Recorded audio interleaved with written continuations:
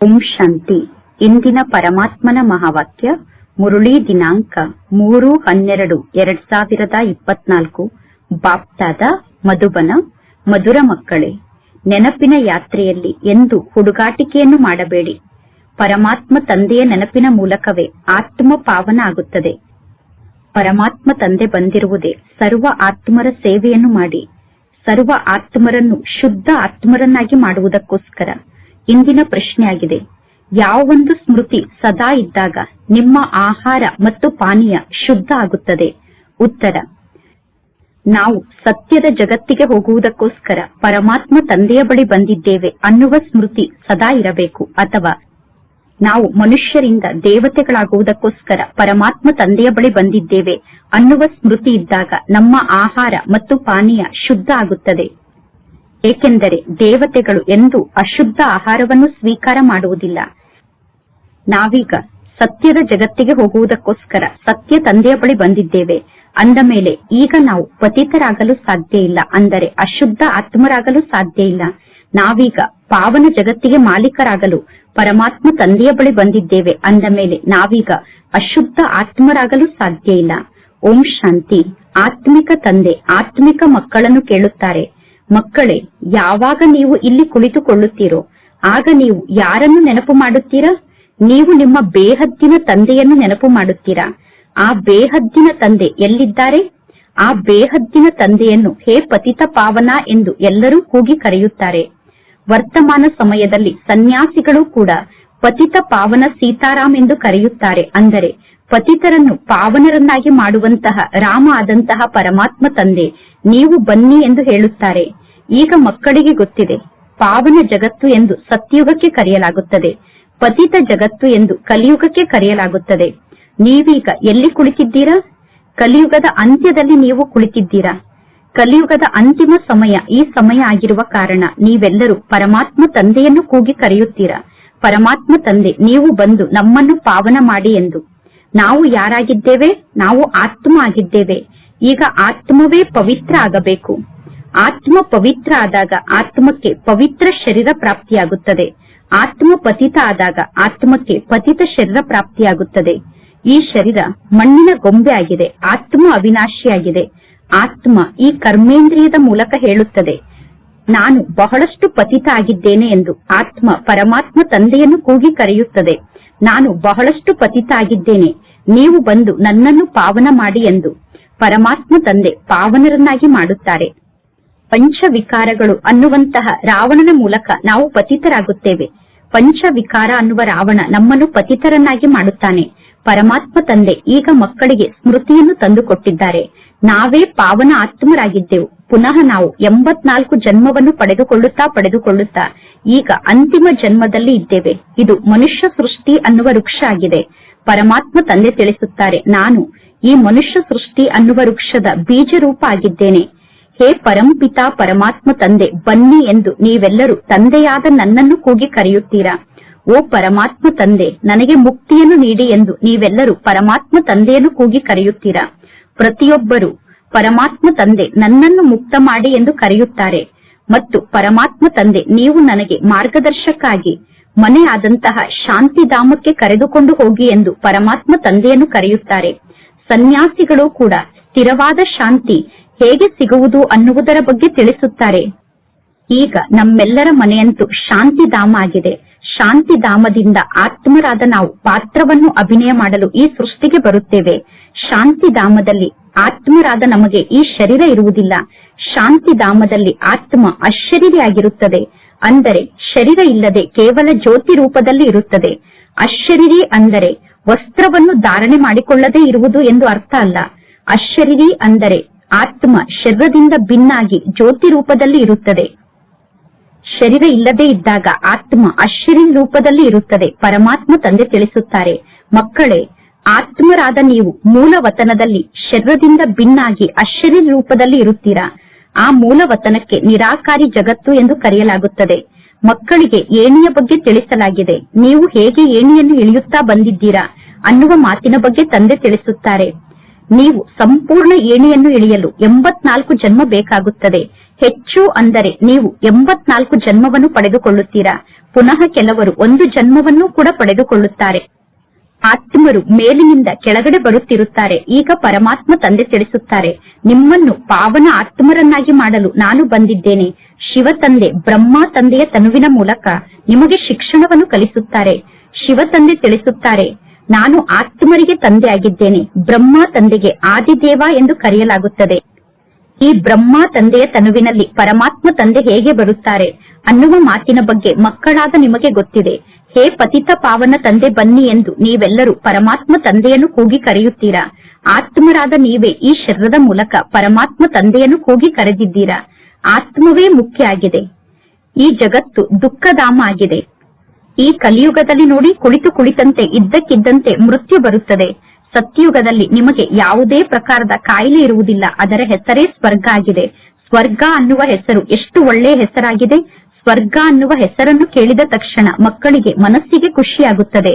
ಕ್ರಿಶ್ಚಿಯನ್ನರು ಹೇಳುತ್ತಾರೆ, ಏಸು ಕ್ರಿಸ್ತ ಬರುವುದಕ್ಕಿಂತ 3000 ವರ್ಷದ ಮೊದಲು ಭಾರತ ಸ್ವರ್ಗ ಆಗಿತ್ತು ಎಂದು. ಭಾರತದ ನಿವಾಸಿಗಳಿಗೆ ಈ ಯಾವ ಮಾತಿನ ಬಗ್ಗೆಯೂ ಗೊತ್ತಿಲ್ಲ. ಏಕೆಂದರೆ ಭಾರತದ ನಿವಾಸಿಗಳೇ ಬಹಳಷ್ಟು ಸುಖವನ್ನು ಅನುಭವ ಮಾಡುತ್ತಾರೆ ಮತ್ತು ಭಾರತದ ನಿವಾಸಿಗಳೇ ಬಹಳಷ್ಟು ದುಃಖವನ್ನು ಅನುಭವ ಮಾಡುತ್ತಾರೆ.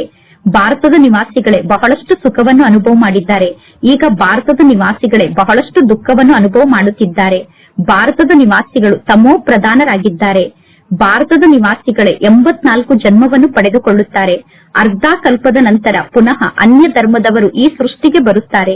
ನಿಮಗೆ ಗೊತ್ತಿದೆ, ಅರ್ಧ ಕಲ್ಪದವರೆಗೂ ನಾವು ದೇವಿ ದೇವತೆಗಳಾಗಿದ್ದೆವು. ಆಗ ಬೇರೆ ಯಾವ ಧರ್ಮವೂ ಇರಲಿಲ್ಲ. ಪುನಃ ತ್ರೇತಾಯುಗದಲ್ಲಿ ಯಾವಾಗ ರಾಮ ಜನ್ಮವನ್ನು ಪಡೆದುಕೊಳ್ಳುತ್ತಾರೋ ಆ ಸಮಯದಲ್ಲೂ ಕೂಡ ಇಸ್ಲಾಮಿಗಳು, ಬೌದ್ಧಿಗಳು ಮುಂತಾದವರು ಇರಲಿಲ್ಲ. ಮನುಷ್ಯರು ಸಂಪೂರ್ಣ ಘೋರ ಅಂಧಕಾರದಲ್ಲಿ ಇದ್ದಾರೆ. ಜಗತ್ತಿನ ಆಯಸ್ಸು ಲಕ್ಷಾಂತರ ವರ್ಷ ಎಂದು ಜನ ಹೇಳುತ್ತಾರೆ. ಆದ್ದರಿಂದ ಜಗತ್ತಿನ ಜನ ಬಹಳಷ್ಟು ಗೊಂದಲದಲ್ಲಿ ಇದ್ದಾರೆ.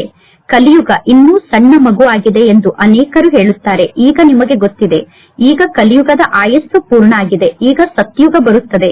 ನೀವೀಗ ಪರಮಾತ್ಮ ತಂದೆಯ ಮೂಲಕ ಸ್ವರ್ಗದ ಆಸ್ತಿಯನ್ನು ಪಡೆದುಕೊಳ್ಳುವುದಕ್ಕೋಸ್ಕರ ಬಂದಿದ್ದೀರಾ. ನೀವೆಲ್ಲರೂ ಸ್ವರ್ಗದ ನಿವಾಸಿಗಳಾಗಿದ್ದೀರಿ. ಪರಮಾತ್ಮ ತಂದೆ ಬರುವುದೇ ಸ್ವರ್ಗವನ್ನು ಸ್ಥಾಪನೆ ಮಾಡುವುದಕ್ಕೋಸ್ಕರ. ನೀವು ಕೂಡ ಸ್ವರ್ಗಕ್ಕೆ ಹೋಗುತ್ತೀರಾ. ಇನ್ನು ಉಳಿದ ಎಲ್ಲಾ ಆತ್ಮರು ಶಾಂತಿಧಾಮ ಆದಂತಹ ಮನೆಗೆ ವಾಪಸ್ ಹೋಗುತ್ತಾರೆ. ಶಾಂತಿಧಾಮ ಆತ್ಮರ ಮಧುರ ಮನೆ ಆಗಿದೆ. ಆತ್ಮರಾದ ನಾವು ಶಾಂತಿಧಾಮದಲ್ಲಿ ನಿವಾಸವನ್ನು ಮಾಡುತ್ತೇವೆ. ಪುನಃ ನಾವು ಈ ಸೃಷ್ಟಿಗೆ ಬಂದು ಪಾತ್ರಧಾರಿಗಳಾಗಿ ಪಾತ್ರವನ್ನು ಮಾಡುತ್ತೇವೆ. ಶರೀರ ಇಲ್ಲದೆ ಆತ್ಮ ಮಾತನಾಡಲು ಸಾಧ್ಯ ಇಲ್ಲ. ಪರಮಧಾಮದಲ್ಲಿ ಆತ್ಮ ಶರೀರದಿಂದ ಭಿನ್ನಾಗಿ ಅಶರೀರಿ ಸ್ಥಿತಿಯಲ್ಲಿ ಇರುವ ಕಾರಣ ಪರಮಧಾಮದಲ್ಲಿ ಆತ್ಮ ಶಾಂತಿಯಲ್ಲಿ ಇರುತ್ತದೆ. ಪುನಃ ಅರ್ಧ ಕಲ್ಪದವರೆಗೂ ದೇವಿ ದೇವತೆಗಳು ಇರುತ್ತಾರೆ. ಅರ್ಧ ಕಲ್ಪದವರೆಗೂ ಸೂರ್ಯವಂಶಿಗಳು ಮತ್ತು ಚಂದ್ರವಂಶಿಗಳು ಇರುತ್ತಾರೆ. ನಂತರ ದ್ವಾಪರ ಯುಗ ಮತ್ತು ಕಲಿಯುಗದಲ್ಲಿ ಮನುಷ್ಯರು ಇರುತ್ತಾರೆ. ದೇವತೆಗಳ ರಾಜ್ಯ ಇತ್ತು ಅಂದ ಮೇಲೆ ಈಗ ಆ ದೇವತೆಗಳು ಎಲ್ಲಿಗೆ ಹೋದರು ಅನ್ನುವುದು ಯಾರಿಗೂ ಗೊತ್ತಿಲ್ಲ. ಈ ಜ್ಞಾನ ಈಗ ಪರಮಾತ್ಮ ತಂದೆಯ ಮೂಲಕ ನಿಮಗೆ ಪ್ರಾಪ್ತಿಯಾಗುತ್ತಿದೆ. ಬೇರೆ ಯಾವ ಮನುಷ್ಯರಲ್ಲೂ ಈ ಜ್ಞಾನ ಇಲ್ಲ. ಪರಮಾತ್ಮ ತಂದೆ ಬಂದು ಮನುಷ್ಯರಿಗೆ ಈ ಜ್ಞಾನವನ್ನು ನೀಡುತ್ತಾರೆ. ಈ ಜ್ಞಾನದ ಮೂಲಕ ಮನುಷ್ಯರೇ ದೇವತೆಗಳಾಗುತ್ತಾರೆ. ನೀವೀಗ ಮನುಷ್ಯರಿಂದ ದೇವತೆ ಆಗುವುದಕ್ಕೋಸ್ಕರ ಇಲ್ಲಿಗೆ ಬಂದಿದ್ದೀರಾ. ದೇವತೆಗಳು ಎಂದು ಅಶುದ್ಧ ಆಹಾರ ಪಾನೀಯವನ್ನು ಸ್ವೀಕಾರ ಮಾಡುವುದಿಲ್ಲ. ದೇವತೆಗಳು ಎಂದು ಬೀಡಿ ಸಿಗರೇಟ್ ಅನ್ನು ಸೇದುವುದಿಲ್ಲ. ಕಲಿಯುಗದ ಮನುಷ್ಯರ ಮಾತನ್ನೇ ಕೇಳಬೇಡಿ. ಕಲಿಯುಗದ ಮನುಷ್ಯರು ಎಂತೆಂತಹ ಕೊಳಕು ಆಹಾರವನ್ನು ಸ್ವೀಕಾರ ಮಾಡುತ್ತಾರೆ. ಈಗ ಪರಮಾತ್ಮ ತಂದೆ ತಿಳಿಸುತ್ತಾರೆ, ಭಾರತ ದೇಶ ಮೊದಲು ಸತ್ಯದ ಜಗತ್ತಾಗಿತ್ತು. ಅವಶ್ಯವಾಗಿ ಪರಮಾತ್ಮ ತಂದೆ ಅಂತಹ ಸತ್ಯದ ಜಗತ್ತನ್ನು ಸ್ಥಾಪನೆ ಮಾಡಿದ್ದರು. ಪರಮಾತ್ಮ ತಂದೆಗೆ ಸತ್ಯ ಎಂದು ಕರೆಯಲಾಗುತ್ತದೆ. ಪರಮಾತ್ಮ ತಂದೆ ತಿಳಿಸುತ್ತಾರೆ, ನಾನು ಭಾರತವನ್ನು ಸತ್ಯದ ಜಗತ್ತನ್ನಾಗಿ ಮಾಡುತ್ತೇನೆ. ನೀವು ಹೇಗೆ ಸತ್ಯ ದೇವತೆಗಳಾಗಬಹುದು ಅನ್ನುವ ಶಿಕ್ಷಣವನ್ನು ತಂದೆಯಾದ ನಾನು ನಿಮಗೆ ಕಲಿಸುತ್ತೇನೆ. ಎಷ್ಟೋ ಜನ ಮಕ್ಕಳು ತಂದೆಯ ಬಳಿ ಇಲ್ಲಿಗೆ ಬರುತ್ತಾರೆ. ಆದ್ದರಿಂದ ಮಕ್ಕಳು ಇರುವುದಕ್ಕೋಸ್ಕರ ಮಧುಬನದಲ್ಲಿ ಮಕ್ಕಳಿಗೋಸ್ಕರ ಮನೆಯನ್ನು ನಿರ್ಮಾಣ ಮಾಡಲಾಗುತ್ತದೆ. ಅಂತ್ಯದವರೆಗೂ ಮಧುಬನದಲ್ಲಿ ಮನೆಗಳು ನಿರ್ಮಾಣ ಆಗುತ್ತಿರುತ್ತದೆ. ಏಕೆಂದರೆ ಅನೇಕರು ಪರಮಾತ್ಮ ತಂದೆಗೆ ಮಕ್ಕಳಾಗುತ್ತಾರೆ. ಆದ್ದರಿಂದ ಅನೇಕ ಮನೆಗಳು ನಿರ್ಮಾಣ ಆಗುತ್ತದೆ ಮತ್ತು ಅನೇಕ ಮನೆಗಳನ್ನು ತಂದೆ ಖರೀದಿ ಮಾಡುತ್ತಾರೆ. ಶಿವ ತಂದೆ ಬ್ರಹ್ಮ ತಂದೆಯ ಮೂಲಕ ಕಾರ್ಯವನ್ನು ಮಾಡುತ್ತಾರೆ. ಈಗ ಬ್ರಹ್ಮ ತಂದೆ ಕಪ್ಪು ಆತ್ಮ ಆಗಿದ್ದಾರೆ. ಏಕೆಂದರೆ ಅನೇಕ ಜನ್ಮದ ಅಂತಿಮ ಜನ್ಮ ಬ್ರಹ್ಮ ತಂದೆಯ ಜನ್ಮ ಆಗಿದೆ. ಇದು ಬ್ರಹ್ಮ ತಂದೆಯ ಅನೇಕ ಜನ್ಮದ ಅಂತಿಮ ಜನ್ಮ ಆಗಿರುವ ಕಾರಣ ಬ್ರಹ್ಮ ತಂದೆ ಈಗ ಶ್ಯಾಮ ಆಗಿದ್ದಾರೆ. ಪುನಃ ಬ್ರಹ್ಮ ತಂದೆ ಸುಂದರ ಆಗುತ್ತಾರೆ. ಶ್ರೀಕೃಷ್ಣನ ಚಿತ್ರದಲ್ಲಿ ಶ್ಯಾಮ ರೂಪದ ಚಿತ್ರವನ್ನೂ ಕೂಡ ತೋರಿಸುತ್ತಾರೆ, ಸುಂದರ ರೂಪದ ಶ್ರೀಕೃಷ್ಣನ ಚಿತ್ರವನ್ನೂ ಕೂಡ ತೋರಿಸುತ್ತಾರೆ.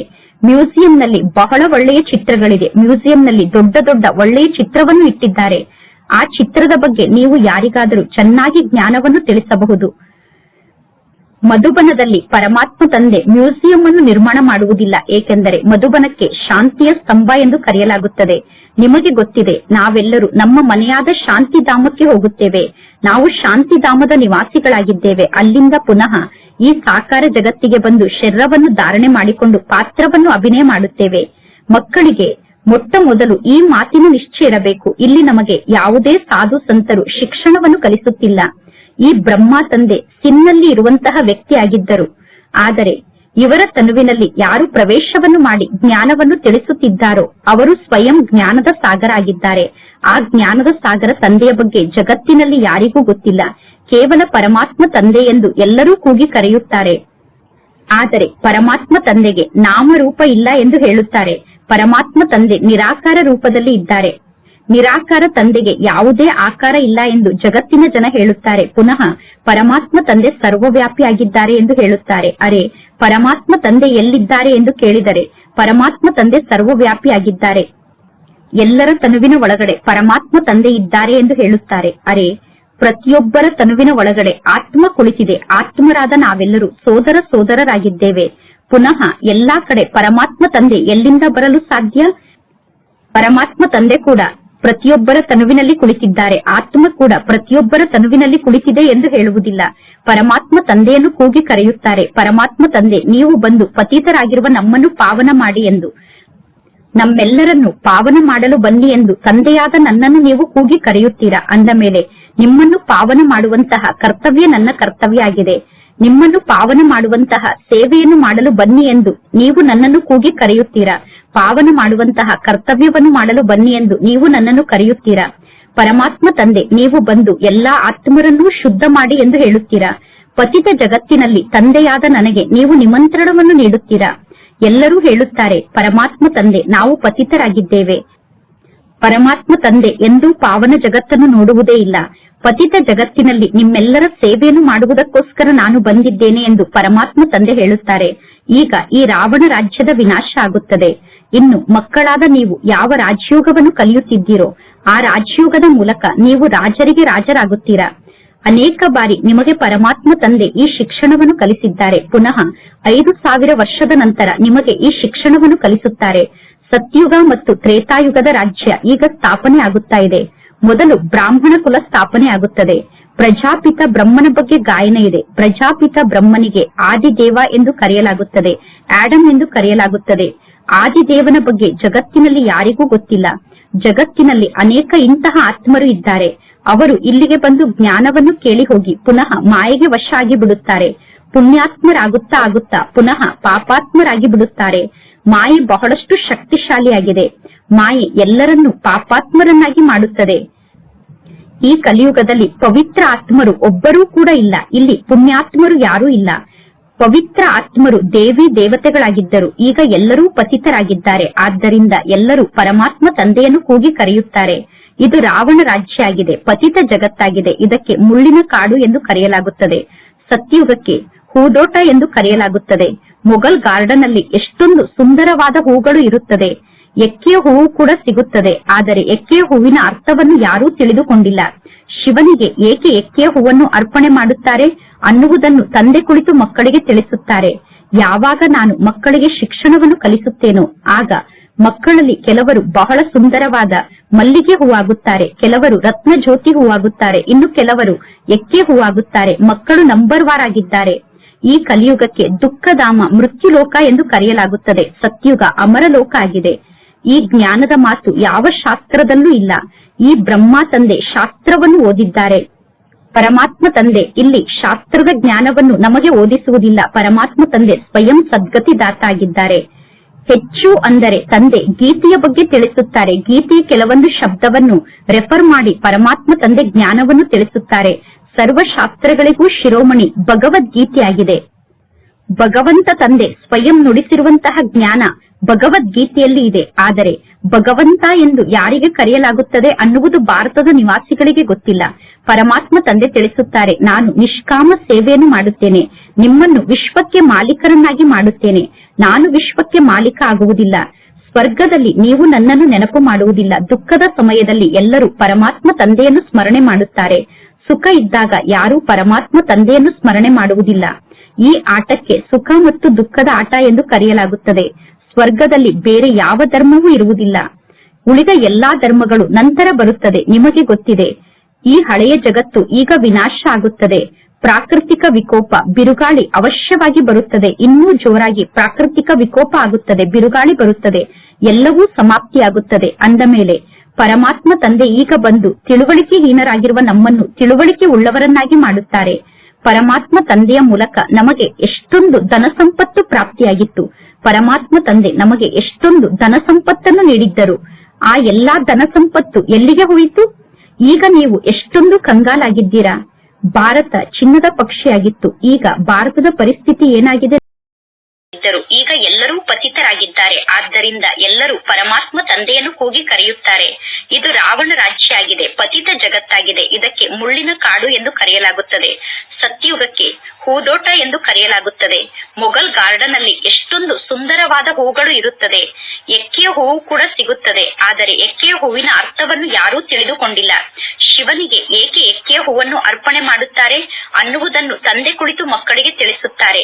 ಯಾವಾಗ ನಾನು ಮಕ್ಕಳಿಗೆ ಶಿಕ್ಷಣವನ್ನು ಕಲಿಸುತ್ತೇನೋ ಆಗ ಮಕ್ಕಳಲ್ಲಿ ಕೆಲವರು ಬಹಳ ಸುಂದರವಾದ ಮಲ್ಲಿಗೆ ಹೂವಾಗುತ್ತಾರೆ, ಕೆಲವರು ರತ್ನ ಜ್ಯೋತಿ ಹೂವಾಗುತ್ತಾರೆ, ಇನ್ನು ಕೆಲವರು ಎಕ್ಕೆ ಹೂವಾಗುತ್ತಾರೆ. ಮಕ್ಕಳು ನಂಬರ್ ವಾರ್ ಆಗಿದ್ದಾರೆ.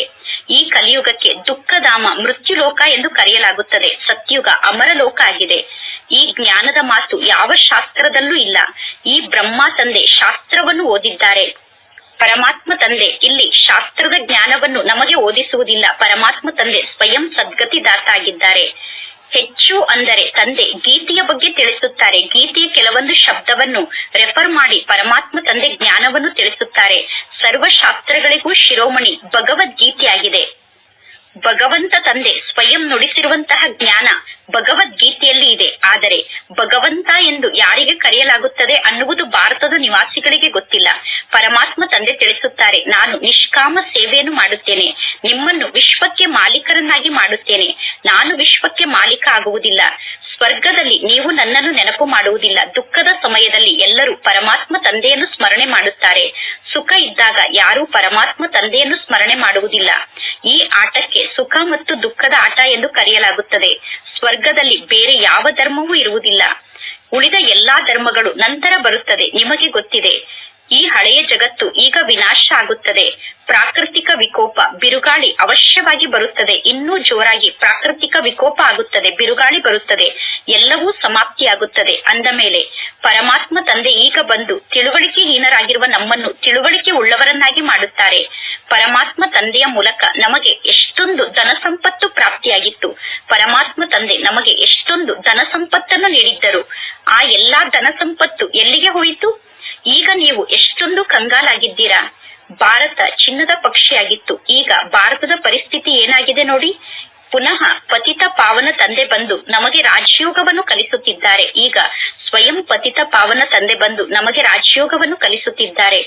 ಜಗತ್ತಿನಲ್ಲಿ ಜನ ಹಠಯೋಗವನ್ನು ಮಾಡುತ್ತಾರೆ. ಇದು ರಾಜಯೋಗ ಆಗಿದೆ. ಸ್ತ್ರೀಯರಿಗೋಸ್ಕರ ಮತ್ತು ಪುರುಷರಿಗೋಸ್ಕರ ಇಬ್ಬರಿಗೋಸ್ಕರ ಇಲ್ಲಿ ತಂದೆ ರಾಜಯೋಗವನ್ನು ಕಲಿಸುತ್ತಾರೆ. ಅಲ್ಲಿ ಹಠಯೋಗವನ್ನು ಕೇವಲ ಪುರುಷರು ಮಾತ್ರ ಕಲಿಯುತ್ತಾರೆ. ಈಗ ಪರಮಾತ್ಮ ತಂದೆ ತಿಳಿಸುತ್ತಾರೆ, ನೀವು ಪುರುಷಾರ್ಥವನ್ನು ಮಾಡಿ ವಿಶ್ವಕ್ಕೆ ಮಾಲೀಕರಾಗಿ ತೋರಿಸಿ. ಈಗ ಈ ಹಳೆಯ ಜಗತ್ತು ವಿನಾಶ ಆಗಲೇಬೇಕು. ಸಮಯ ಬಹಳ ಕಡಿಮೆ ಇದೆ. ಇದು ಅಂತಿಮ ಯುದ್ಧ ಆಗಿದೆ. ಈ ಯುದ್ಧ ಅಂತಿಮ ಯುದ್ಧ ಆಗಿದೆ. ಯಾವಾಗ ಯುದ್ಧ ಪ್ರಾರಂಭ ಆಗುತ್ತದೆಯೋ ಆಗ ಯಾರು ಯುದ್ಧವನ್ನು ನಿಲ್ಲಿಸಲು ಸಾಧ್ಯ ಇಲ್ಲ. ಈ ಯುದ್ಧ ಯಾವಾಗ ಪ್ರಾರಂಭ ಆಗುತ್ತದೆ ಅಂದರೆ ಯಾವಾಗ ನೀವು ಕರ್ಮಾತೀತ ಸ್ಥಿತಿಯನ್ನು ತಲುಪುತ್ತೀರೋ ಆಗ ಯುದ್ಧ ಪ್ರಾರಂಭ ಆಗುತ್ತದೆ. ಯಾವಾಗ ನೀವು ಸ್ವರ್ಗಕ್ಕೆ ಹೋಗಲು ಯೋಗ್ಯರಾಗುತ್ತೀರೋ ಆಗ ಯುದ್ಧ ಪ್ರಾರಂಭ ಆಗುತ್ತದೆ. ಪರಮಾತ್ಮ ತಂದೆ ಪುನಃ ತಿಳಿಸುತ್ತಾರೆ, ನೆನಪಿನ ಯಾತ್ರೆಯಲ್ಲಿ ಹುಡುಗಾಟಿಕೆಯನ್ನು ಮಾಡಬೇಡಿ. ನೆನಪಿನ ನೆನಪಿನ ಯಾತ್ರೆಯಲ್ಲೇ ಮಾಯೆ ಬಹಳಷ್ಟು ವಿಘ್ನವನ್ನು ಹಾಕುತ್ತದೆ. ಒಳ್ಳೆಯದು. ಮಧುರಾತಿ ಮಧುರ ಅಗಲಿ ಹೋಗಿ ಮರಳಿ ಸಿಕ್ಕಿರುವ ಮಕ್ಕಳ ಪ್ರತಿ ಮಾತ್ಪಿತಾ ಬಾಪ್ತಾದರವರ ನೆನಪು, ಪ್ರೀತಿ ಹಾಗೂ ಸುಪ್ರಭಾತ. ಆತ್ಮಿಕ ಮಕ್ಕಳಿಗೆ ಆತ್ಮಿಕ ತಂದೆಯ ನಮಸ್ತೆ. ಆತ್ಮಿಕ ತಂದೆಗೆ ಆತ್ಮಿಕ ಮಕ್ಕಳ ನೆನಪು, ಪ್ರೀತಿ ಹಾಗೂ ನಮಸ್ತೆ ನಮಸ್ತೆ ನಮಸ್ತೆ. ಧಾರಣೆಗೋಸ್ಕರ ಮುಖ್ಯ ಸಾರ. ಫಸ್ಟ್ ಪಾಯಿಂಟ್, ಪರಮಾತ್ಮ ತಂದೆಯ ಮೂಲಕ ಚೆನ್ನಾಗಿ ಶಿಕ್ಷಣವನ್ನು ಕಲಿತು ಫಸ್ಟ್ ಕ್ಲಾಸ್ ಆದಂತ ಹೂವಾಗಬೇಕು. ಮುಳ್ಳಿನ ಕಾಡನ್ನು ಹೂದೋಟವನ್ನಾಗಿ ಮಾಡುವ ಕಾರ್ಯದಲ್ಲಿ ಪರಮಾತ್ಮ ತಂದೆಗೆ ಸಂಪೂರ್ಣ ಸಹಯೋಗವನ್ನು ನೀಡಬೇಕು. ಸೆಕೆಂಡ್ ಪಾಯಿಂಟ್, ಕರ್ಮಾತೀತ ಸ್ಥಿತಿಯನ್ನು ಪ್ರಾಪ್ತಿ ಮಾಡಿಕೊಳ್ಳುವುದಕ್ಕೋಸ್ಕರ ಅಥವಾ ಸ್ವರ್ಗದಲ್ಲಿ ಶ್ರೇಷ್ಠ ಪದವಿಯ ಅಧಿಕಾರವನ್ನು ಪ್ರಾಪ್ತಿ ಮಾಡಿಕೊಳ್ಳುವುದಕ್ಕೋಸ್ಕರ ನಿರಂತರ ನೆನಪಿನ ಯಾತ್ರೆಯಲ್ಲಿ ತತ್ಪರ ಆಗಿರಬೇಕು ಎಂದು ಹುಡುಗಾಟಿಕೆಯನ್ನು ಮಾಡಬಾರದು. ಇಂದಿನ ವರದಾನ ಆಗಿದೆ. ನಿಮ್ಮ ಮಸ್ತಕದಲ್ಲಿ ಸದಾ ಪರಮಾತ್ಮ ತಂದೆಯ ಆಶೀರ್ವಾದದ ಹಸ್ತದ ಅನುಭವವನ್ನು ಮಾಡುವಂತಹ ಮಾಸ್ಟರ್ ವಿಘ್ನ ವಿನಾಶಕರಾಗಿ ನಮ್ಮ ಮಸ್ತಕದ ಮೇಲೆ ಸದಾ ಪರಮಾತ್ಮ ತಂದೆಯ ಆಶೀರ್ವಾದದ ಹಸ್ತ ಇದೆ ಎಂದು ಅನುಭವವನ್ನು ಮಾಡುತ್ತಾ ಮಾಸ್ಟರ್ ವಿಘ್ನ ವಿನಾಶಕರಾಗಬೇಕು. ಗಣೇಶನಿಗೆ ವಿಘ್ನ ವಿನಾಶಕ ಎಂದು ಕರೆಯಲಾಗುತ್ತದೆ. ಯಾರು ವಿಘ್ನ ವಿನಾಶಕ ಆಗಲು ಸಾಧ್ಯ ಅಂದರೆ ಯಾರಲ್ಲಿ ಸರ್ವಶಕ್ತಿ ಇದೆಯೋ ಅವರೇ ವಿಘ್ನ ವಿನಾಶಕ ಆಗಲು ಸಾಧ್ಯ. ಸರ್ವಶಕ್ತಿಯನ್ನು ಸಮಯಕ್ಕನುಸಾರವಾಗಿ ಕಾರ್ಯದಲ್ಲಿ ತೊಡಗಿಸಿ, ಆಗ ವಿಘ್ನಗಳು ನಿಮ್ಮ ಸಮ್ಮುಖದಲ್ಲಿ ನಿಲ್ಲಲು ಸಾಧ್ಯ ಇಲ್ಲ. ಯಾವುದೇ ರೂಪದಲ್ಲಿ ಮಾಯೆ ಬಂದರೂ ಕೂಡ ನೀವು ಜ್ಞಾನ ಸ್ವರೂಪರಾಗಿ ಜ್ಞಾನ ಸ್ವರೂಪ ಆತ್ಮರು ಎಂದು ಮಾಯೆಗೆ ಸೋಲಲು ಸಾಧ್ಯ ಇಲ್ಲ. ನಿಮ್ಮ ಮಸ್ತಕದ ಮೇಲೆ ಬಾಪ್ತಾದರವರ ಆಶೀರ್ವಾದದ ಹಸ್ತ ಇದೆ ಮತ್ತು ಸ್ವಯಂ ಪರಮಾತ್ಮ ತಂದೆ ನಿಮಗೆ ವಿಜಯದ ತಿಲಕವನ್ನು ಇಟ್ಟಿದ್ದಾರೆ. ಪರಮಾತ್ಮ ತಂದೆ ನಮ್ಮ ಜೊತೆಗೆ ಇದ್ದಾರೆ ಮತ್ತು ಪರಮಾತ್ಮ ತಂದೆಯ ಹಸ್ತ ನಮ್ಮ ಶಿರದ ಮೇಲಿದೆ. ಪರಮಾತ್ಮ ತಂದೆಯ ಜೊತೆ ಮತ್ತು ತಂದೆಯ ಹಸ್ತ ನಮ್ಮನ್ನು ವಿಘ್ನ ವಿನಾಶಕರನ್ನಾಗಿ ಮಾಡುತ್ತದೆ. ಇಂದಿನ ಶ್ಲೋಗನ್ ಆಗಿದೆ. ಸ್ವಯಂನಲ್ಲಿ ಗುಣಗಳನ್ನು ಧಾರಣೆ ಮಾಡಿಕೊಂಡು ಅನ್ಯರಿಗೆ ಗುಣಗಳನ್ನು ದಾನವಾಗಿ ನೀಡುವಂತವರೇ ಗುಣಮೂರ್ತಿಗಳಾಗಿದ್ದಾರೆ. ಒಳ್ಳೆಯದು. ಓಂ ಶಾಂತಿ.